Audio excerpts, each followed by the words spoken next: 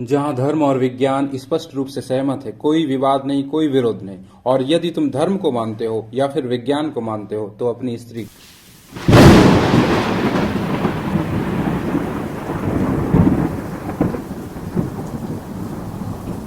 जहाँ एक और एक ऐसा विशेष समय है जब हम परमात्मा के सबसे नजदीक होते हैं और सकारात्मक ऊर्जाएं सबसे ज़्यादा सक्रिय होती हैं, ऊर्जाएं अपने उच्चतम बिंदु पर होती हैं, तो वहीं दूसरी तरफ एक ऐसा भी समय है जब नकारात्मक शक्तियां सबसे ज़्यादा हावी होती हैं।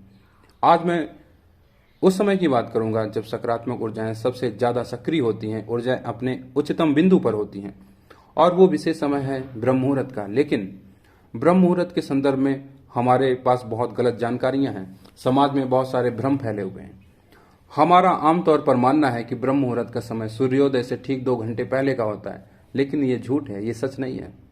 गर्मियों में सूर्योदय जल्दी होता है और सर्दियों में थोड़ा देर से होता है। ये अलग बात है कि सूर्य कभी भी अस्त नहीं होता है। वास्तविकता तो यह है कि ब्रह्म मुहूर्त का समय प्रत्येक व्यक्ति के संदर्भ में भिन्न भिन्न अलग अलग हो सकता है। वह शरीर की प्रकृति पर निर्भर करता है कि उसका ब्रह्म मुहूर्त कब से शुरू होता है, और वो निश्चित समय है 2 बजे से लेकर 6 बजे के बीच में। हो सकता है कि आपका ब्रह्म मुहूर्त का समय 4 से 6 का हो, तो वहीं किसी और व्यक्ति का 3 से 5 हो सकता है, 3:30 से 5:30 हो सकता है। तो हम कैसे जान सकते हैं कि हमारा ब्रह्म मुहूर्त कब से शुरू होता है? तो उसके संदर्भ में मैं आपको बताता हूं कि आप कैसे पता कर सकते हैं कि आपका ब्रह्म मुहूर्त कब से शुरू होता है। आध्यात्मिक घटनाएं प्रत्येक दिन घटने वाली नहीं है, ये सौभाग्य से कभी कभी घटित होती हैं। 6 महीने पहले यदि आपकी स्मृति में हो, या 5 वर्ष पहले आपके साथ ये घटनाएं घटित हुई हों, या वर्तमान में भी घटनाएं घटित हो रही हैं, तो आप बहुत सौभाग्यशाली हैं।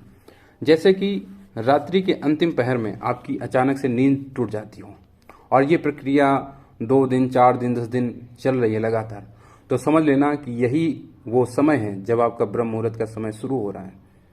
हो सकता है कि नींद आपकी 3 बजे, 4 बजे अचानक से टूट जाती है, और ऐसा कई लोगों के साथ होता है। उनमें से अधिकतर लोग दोबारा सो जाते हैं, उनमें से कुछ लोग जागते हैं और अपने काम में लग जाते हैं। तो ये सर्वोत्तम समय है जहां आप जो है अपनी आध्यात्मिक उन्नति कर सकते हैं और साथ में भौतिक उन्नति भी कर सकते हैं। इस समय यदि आप पढ़ाई करते हैं, अध्ययन करते हैं, मेडिटेशन करते हैं, परमात्मा को ध्याते हैं, तो आप अपनी क्षमता के सर्वोत्तम बिंदु पर खड़े होते हैं। यदि आप पेंटिंग कर रहे हैं, संगीत सीख रहे हैं, किताबें पढ़ रहे हैं, तो जो उनसे आप लाभ उठा सकते हैं उसका उच्चतम लाभ ले सकते हैं। आप ध्यान कर रहे हैं तो आप उच्चतम बिंदु तक पहुंच सकते हैं। आप अध्ययन कर रहे हैं तो ये आपकी स्मरण शक्ति में हमेशा रहेगा जो भी आपने पढ़ा है। यदि आप लगातार उस पर अभ्यास कर रहे हैं तो ये जो बाकी दिन के समय आप पढ़ रहे हैं, रात्रि में पढ़ रहे हैं, उसकी अपेक्षा इस समय पढ़ा गया जो भी ज्ञान है आपके पास लंबे समय तक टिका रहता है। और साथ में एक बात मैं आपको और बताऊं, जो बात मैं आपको बताने जा रहा हूं ये वही समझेगा जिसके साथ ये घटना घटित हुई होगी। हम में से अधिकतर लोग बेहोश होते हैं हमारी जब नींद टूटती है। नींद वास्तव में जो ब्रह्म मुहूर्त का समय है उसे सुसुप्ति कहते हैं। विज्ञान ये सिद्ध कर चुका है कि नींद लेने का जो सर्वोत्तम समय है वो ब्रह्म मुहूर्त है। वहीं अध्यात्म और धर्म ये सिद्ध कर चुका है, और विज्ञान भी इससे मानता है कि व्यक्ति की जागृति के लिए व्यक्ति जो उस समय काम करेगा वह सर्वोत्तम स्तर पर करेगा, और वो ब्रह्म मुहूर्त का ही समय है। आप चाहें तो सोइए, आप चाहें तो उठिए, दोनों ही लाभकर हैं। आप अगर उठ जाते हैं तो ये सर्वोत्तम है, आप यदि सोते हैं तो उत्तम है, नुकसान इसमें कुछ भी नहीं है। हाँ, यदि आप आध्यात्मिक उन्नति चाहते हैं, आप जानना चाहते हैं कि आप कौन हैं, आप और तमाम प्रश्नों को यदि आत्मा के संदर्भ में रखते हैं, ईश्वर के संदर्भ में रखते हैं, परमात्मा के संदर्भ में रखते हैं, तो फिर आपको जागना चाहिए। यदि आपका ये मानना है कि भौतिकता के परे कुछ और भी है जिसे हासिल किया जा सकता है, तो फिर आपको जागना पड़ेगा, आपको जागना चाहिए। यदि आप चाहते हैं कि बेहोशी की बेला टूटे, तो फिर आपको जागना पड़ेगा जागृति के लिए। हाँ, जो मैं बताने वाला था वो ये है कि कभी आपके साथ ऐसा हुआ है कि आप होश में रहे हों और आपकी नींद अचानक से टूटी हो, जहां आपको लगा हो कि ये नींद अचानक से नहीं टूटी है, किसी ने उठाया है आपको। कोई है जो आपको उठा रहा है, कोई है जो आपको 24 घंटे देख रहा है, कोई है जो कभी नहीं सोता है। क्या आपके साथ ऐसा हुआ है कि आपको लगा हो कि ये नींद अचानक नहीं टूटी है, किसी ने उठाया है?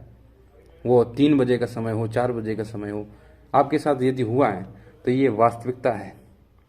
उस समय ब्रह्म मुहूर्त का समय शुरू हो रहा है और कोई और नहीं उठाता है, ये आपकी आत्मा ही आपको जगाती है। आप स्वयं ही अपने आप को उठाते हैं। ये हमारी बेहोशी है कि हम उसे इग्नोर करके दोबारा सो जाते हैं। विज्ञान कहता है कि पुरुष की तुलना में स्त्री की नींद ज़्यादा है, स्त्री की नींद का कोटा ज़्यादा है। इसलिए यदि आपसे 1 घंटे बाद आपकी स्त्री जागती है तब इसमें कोई हैरानी की बात नहीं है। हाँ, यदि आपके साथ ही वो जाग जाती है ब्रह्म मुहूर्त में तब तो सर्वोत्तम है, लेकिन यदि वो घर के कामकाज में जुट जाती है, झाड़ू पोछे में लग जाती है, तब फिर हानिकारक है। इससे बेहतर होगा कि उसे सोने दिया जाए। और यदि जागकर आध्यात्मिक पथ पर बढ़ रही है, ध्यान में उतर रही है, तब तो ये सर्वोत्तम है, इसके लिए प्रोत्साहन मिलना चाहिए। और यदि स्वयं से परिचित होना चाहते हो, पता जानना चाहते हो कि तुम हो कौन, तो फिर आपको जागृति के लिए प्रयास करना चाहिए। और फिर क्या होगा लंबी कारें खरीद लेने से, सैकड़ों बिल्डिंगें खरीद लेने से, जब तक तुम ये नहीं जानते हो कि तुम हो कौन। क्योंकि माया तो सर्वदा तुम्हारे साथ रहने वाली नहीं है। मृत्यु जिस क्षण भी आएगी, तुमने जो भी निर्मित किया है वह सब क्षीण हो जाएगा, छीन लेगी। तुम जो भी जिस कारण से पहचाने जाते हो वह सब कारण छीन लिए जाते हैं मृत्यु के बाद।